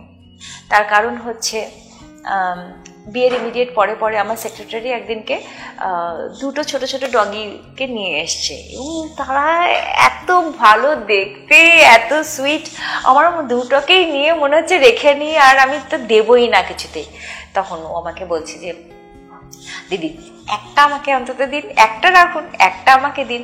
এবারে একটা রাখুন, হঠাৎ মনে পড়লো যে আমাকে আগে তো পারমিশন নিতে হবে আমার হাজব্যান্ডের। রীতিমতো আমি পা ধরেছি, আমাকে কিছুতেই মানে তার আগের ওই ইনসিডেন্টটা আমার বিয়ের সময় যে আমার ডগি ওরকম মারা গেছে আমার কারণে, তো বলছে তুমি আবারও সেই কষ্ট পাবে, এগুলো তুমি পারবে না, তুমি এত হবে না, মানে আমাকে খুব ডিসঅ্যাপয়েন্ট করছে। আমি যে প্লিজ, আমি এখন থেকে খুব শক্ত হয়ে গেলাম, আমাকে প্লিজ একবার রাখতে দাও, একবার রাখতে দাও, মানে অনেক তুমি যা বলবে শুনবো, মানে প্রচুর ওকে আমাকে মানাতে হলো, এবং আমি ডগিটা রাখলাম। এবারে তো সেই ডগিটা তো আমার ছেলে হয়ে গেল, মানে এক এক সময় মনে হতো কি যে ও আমাকে মা বলেই ফেলবে। এইবারে শুটিং থেকে আসলে না, চেটে ফুটে মেকআপ উঠিয়ে দিয়ে সে পুরো বেডের উপরে লেজ নিয়ে এমন করে ঘুরতে থাকতো, মানে পুরো বেড কাভারটা গোল হয়ে যেত, মানে এত খুশি হতো আমাকে দেখে। তো এবারে এটা তো আমার ছেলেই হয়ে গেল। এবারে ববি ছেলে, এবারে আবার একটা নিজেরও সন্তান হতে হবে যথারীতি। আমি সন্তান সম্ভবা হলাম, এবং একটা সার্টেন টাইমে আমার মেয়েও হলো। কিন্তু আমার ছেলেটা যেটা ববি, ওর একটা ব্যাড হ্যাবিট ছিল, নিজে খেতে জানতো না। ওকে মুখটা এরকম হা করে দিতে হবে, খাবারটা মুখে ঢুকিয়ে দিতে হবে, উনি দয়া করে ওটা গিলবেন। এই ব্যাড হ্যাবিটটা আমি ওকে তৈরি করে দিয়েছিলাম জানেন। এবারে যখন আমি বেবি হতে গেছি, ওই 7টা দিন না ও পুরো না খেয়েছিল, এবং 7 দিন পরে আমি যখন ফিরেছি তখন সবে আমার বেবি হয়েছে, আমার পক্ষে বসে ওকে খাওয়ানোটা একটু কষ্টের ছিল। আমার হাজব্যান্ড ওকে পাজর করে তুলে দিত টেবিলের উপরে, আমি দাঁড় করিয়ে করিয়ে খাওয়াতাম। এবারে এটার না রুটিনটা মাঝে মাঝে নষ্ট হয়ে যেত। আমারও সবে বেবি হয়েছে, আমার বেবিকেও আমার দেখতে হয়, যতই থাকুক না কেন মার ব্যাপারটা তো একটা আলাদা। এবারে কি হচ্ছে, আমি দেখতে পাচ্ছি আমার ছেলে আমার মেয়েকে না নিতে পারছে না। অদ্ভুত একটা ব্যাপার আমি দেখতাম, মানে সবসময় না কিরকম মনে হতো যে ওকে পেলেই কামড়ে দেবে। হ্যাঁ, কটে ওকে রাখতে ভয় পেতাম, মানে ওকে কটে রাখলেও দরজাটা বন্ধ করতে হতো। এই ব্যাপারটা কেন তৈরি হয়েছিল আমি জানি না। তো ওরই মানে আমার মার কাছে আবার নতুন একটা কে এলো, আমার মায়েকে অ্যাটেনশন দিচ্ছে। তো এটা হতে থাকলো, এবং একটা সময় আমার মেয়ের তখন 7 মাস কি 8 মাস বয়স হবে। সেই সময় না আমার ডগিটা ভীষণ অসুস্থ হতে হতে ওর যে অসুখটা ধরা পড়লো সেটা হচ্ছে পার্ভো। এবং যে কষ্টটা আমি ওর তখন দেখেছি, তখন আমি ভুলে গেছি আমার মেয়ে, আমার সংসার, আমি সমস্ত ভুলে গেছি। আমার বাড়িতে আমি না নার্সিংহোম বানিয়ে ফেলেছিলাম, মানে ওকে আমার যেমন করে হোক বাঁচাতেই হবে। আমি নেগলেক্ট করেছি বলে আজকে আমার সন্তানের এত শরীরটা খারাপ। ওর যে কি কষ্ট, সে কষ্ট চোখে দেখা যায় না। তারপরে আমি ডক্টরকে বলছি যে আপনি ওকে পুট্টু স্লিপ করুন। সে বলছে আমরা এটা করি না। আমি বলছি আপনাকে করতে হবে, আমি তোর মা, আমি তো বলছি আপনি করুন। সে কিছুতেই করবে না, বলে আমি দেখতে পাচ্ছি না ওর এই যন্ত্রণাটা, আমি সহ্য করতে পারছি না। সে কিছুতেই শুনবে না। আমার মানে কি বলবো, আমি মানে ওয়াশরুমে পর্যন্ত যেতে পারতাম না। মানে ওয়াশরুমে এসেই দেখছি যে ও পুরো একদম ব্লিড করে গেছে, প্রচুর বমি করে ফেলেছে, মানে এরকম অবস্থা। তারপর ধরেই নিলাম যে ও আর বাঁচবে না। আমার হাজব্যান্ড তো গীতা পড়তে আরম্ভ করলেন, ওকে স্যালাইন দেওয়া, প্রচুর চেষ্টা হলো, পারলাম না, জানেন, ও চলে গেল, মরে গেল আমার ডগিটা। তারপরে যেটা হলো, ডক্টর বললেন যে ইমিডিয়েট, আর তখন আমার বাড়িতে না মানে সব ওয়াল টু ওয়াল কার্পেট, লম্বা লম্বা কার্টন, খুব বিদেশে ঘুরতাম তো, বিদেশি স্টাইলে বাড়িটাকে সাজানো ছিল, বুঝলেন। তো বললো যে ইমিডিয়েট সমস্ত আপনাকে ধুতে হবে, সব খুলে ফেলতে হবে, সব পরিষ্কার করতে হবে, জামা কাপড় হ্যান ত্যান। মানে 24 ঘন্টা আমার ওয়াশিং মেশিন চলছে, সমস্ত ধোয়া হচ্ছে, পর্দা ফর্দা খুলে সমস্ত চলে গেল, কার্পেট টার্পেট সমস্ত খুলে ফেলা হলো, সমস্ত কিছু। বললো যে এই ইনফেকশনটা কিন্তু আপনার বাচ্চাকে ধরে নেবে, বুঝতে পেরেছেন। মানে এই যে আমার ববিকে আমি হারালাম, ববির জন্য আমি কাঁদতে পারিনি, বুঝতে পেরেছেন। আমার তক্ষুনি লড়াই হলো যে এই ইনফেকশনটা কোনোভাবে আমার মেয়েকে যেন না ধরে। সে যে যুদ্ধ আমার আরম্ভ হলো, সেই সময় হাজব্যান্ডকে আবার বাইরে চলে যেতে হলো। কিছুদিনের মধ্যে আমার মেয়ের গ্রিন ডায়রিয়া আরম্ভ হলো, বুঝতে পেরেছেন। সেই যে কি অবস্থা, তখন দুর্গাপুজো, পুরো পুজোটা আমি আমার মেয়েকে নিয়ে নার্সিংহোমে, এবং মেয়েকে আমি তো সেই তাকে স্যালাইন দেওয়ার জন্য, মানে তখন এখন যে জল খাওয়াতে পাচ্ছি না, সে কিছুতেই জল খাবে না, এবং তাকে যে স্যালাইন দেওয়া হবে তার গায়ে কোত্থেকে একটা শক্তি এত যে তাকে স্যালাইন আর আমি তো কেঁদে আকুল। ডাক্তার রীতিমতো ওকে হাত পা, সবাই 4 জন ডক্টর মিলে ওকে হাত পা বেঁধে ওকে স্যালাইন দেওয়া হয়েছিল, এত প্রোটেস্ট করছিল ওইটুকু একটা বাচ্চা। এবং তারপরে ওকে কোলে নিয়ে পুরো পুজোটা আমি পিঠ টান টান করে বসে আছি, আমার বাচ্চা আমার কোলে। স্নান খাওয়া ভুল, ওয়াশরুমে যাওয়ার জন্য হয়তো দিনে 1বার বা 2বার আমাকে বাচ্চাকে নামাতে হতো, তাও সেই সময় কেঁদে উঠতো, মানে সারাক্ষণ। যেভাবে আমার মেয়েকে আমি আবার ফেরত নিয়ে এসেছি, যা অবস্থা হয়ে গিয়েছিল, এবং ফেরত আনার পরেও আমার মেয়ে প্রায় 1 বছর না হলেও প্রায় 8 মাস মতো ওর ওই গ্রিন ডায়রিয়াটা ছিল। এই যে একটা এই যে ট্রমাটা আমার মধ্যে না রয়ে গেছে।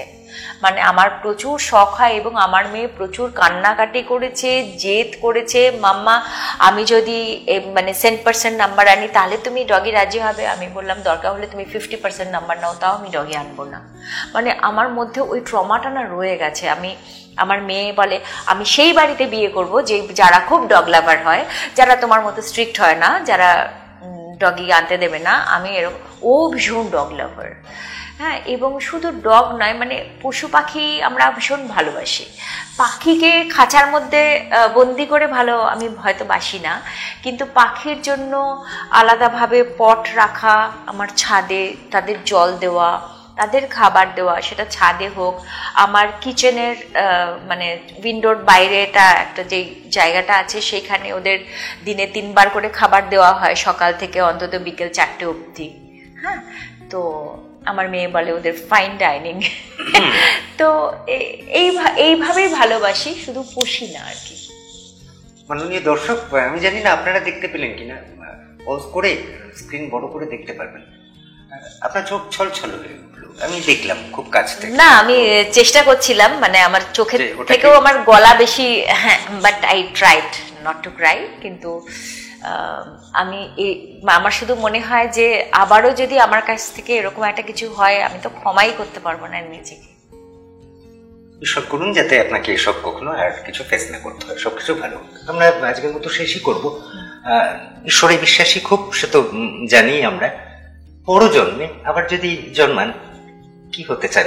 খুব ভালো নৃত্যশিল্পী যেমন আছেন, তেমনই অভিনেত্রী। এইখানেই থাকবেন কলকাতা শহরেই, ফের কুসুম আঁখি টুলু, এভাবেই জীবন না? কেমন হতে চান পরজন্ম? এক তো পরজন্ম নিয়ে ভাবিনি কিছু। যদি সত্যি পরজন্ম বলে কিছু থাকে, তাহলে ঠিক আছে, আরেকবার ইন্দ্রাণী হয়ে জন্মাতে চাই। যা কিছু ভুল বা যা কিছু করে উঠিনি সেগুলো যাতে কমপ্লিট করতে পারি, মানে যেগুলো করতে পারিনি সেগুলো যেন করতে পারি। যদি ভুল কিছু করেছি সেই ভুলটাকে যাতে আর আমি ভুলটা না করি, এবং আমার যেন সব মনে পড়ে যায় যে আগে জন্মে। আজকের মতো আমরা তাহলে আলাপচারিতা এখানে শেষ করছি। মাননীয় দর্শক, শুধু একটাবার বলা, ইন্দ্রাণী দত্ত লাস্ট লাইন যেটা বললেন সেখানেও নিজের নামটা উচ্চারণ করলেন। ইন্দ্রাণী দিয়ে। ইন্দ্রাণী নামটা আমার খুব প্রিয় নাম। আমার বাবা মার মধ্যে একটা ঝগড়া হতো যে ইন্দ্রাণী নামটা কে রেখেছেন। বাবা বলতেন বাবা রেখেছেন, মা বলতেন মা রেখেছেন। আমি জানি না কে রেখেছেন, কিন্তু নামটা আমার খুব ভালো লাগে, খুব লিরিক্যাল। এবং শাকিল আনসারি যে একজন অ্যাঙ্কার, বিখ্যাত অ্যাঙ্কার, উনি স্টেজে সবসময় ইন্ট্রোডিউস করতেন আমাকে INDRANI, ইন্দ্রাণী, মানে সারে গামা পা ধা নি, INDRANI, ইন্দ্রাণী। তো আমার সেটা শুনতে খুব ভালো লাগতো। কি অসাধারণ। আরেকটা জিনিস বলি, ওটাও একটু দেখে নেবেন। ইন্দ্রাণী ছবি তো অনেকবার দেখেছেন, না হলে আরেকবার দেখে নেবেন। উত্তম কুমারের সঙ্গে সুচিত্রা সেনের যখন প্রথমবার দেখা হয়, সুচিত্রা সেনের কাছে একটি স্লিপ আসে, আর সুচিত্রা সেন না করতে আসেন যে অনুষ্ঠানটায় তার যাওয়ার কথা বা যে আমন্ত্রণে তার যাওয়ার কথা। তিনি আসেন নিচে সিঁড়ি বেয়ে, আর উত্তম কুমার অন্যদিকে তাকিয়ে থাকেন। সুচিত্রা সেন বলেন, আপনি এসছেন? উত্তম কুমার ফিরে তাকান, ওই কালজয়ী তাকানো, আর তারপর জিজ্ঞেস করেন, আপনি ইন্দ্রাণী? তো এই জন্যই বোধহয় নাম সেরকমই কথা হচ্ছিল। আর হ্যাঁ, সুচিত্রা সেনের জন্ম তারিখ তো বাঙালি বলে না কখনো, ওটা 6ই এপ্রিল। আর এতক্ষণ ধরে আপনাদের সঙ্গে যে মানুষটা কথা বলে গেলেন, এই ইন্দ্রাণী দত্ত, ইনিও জন্মেছেন। এর থেকে ভালো আর কি হতে পারে। আপনি খুব ভালো থাকবেন, চিরকাল ভালো থাকুন, আর এভাবে মানুষকে প্রেরণা দিয়ে যান। আজকের মতো থ্যাংক ইউ। আপনারা দেখতে থাকুন টলিউড ফোকাস কলকাতা, সিনে স্বরূপ। এই ইন্টারভিউটা কেমন লাগলো, এই ভিডিওটা কেমন লাগলো, প্লিজ নিচে কমেন্ট করে জানাবেন। আর অবশ্যই শুধু সিনে স্বরূপই কেন, জোড়ি নাম্বার 1 বা টলিউড ফোকাস কলকাতাতে প্রচুর প্রচুর ভিডিও পাবেন, সেগুলো প্লিজ দেখবেন। খুব ভালো থাকবেন। নমস্কার। টলিউড ফোকাস কলকাতা চ্যানেলটি আপনাদের ভালো লেগে থাকলে লাইক করুন, সাবস্ক্রাইব করুন এবং আপনাদের পছন্দের ভিডিওটি অবশ্যই শেয়ার করুন। Tollywood focus Kolkata.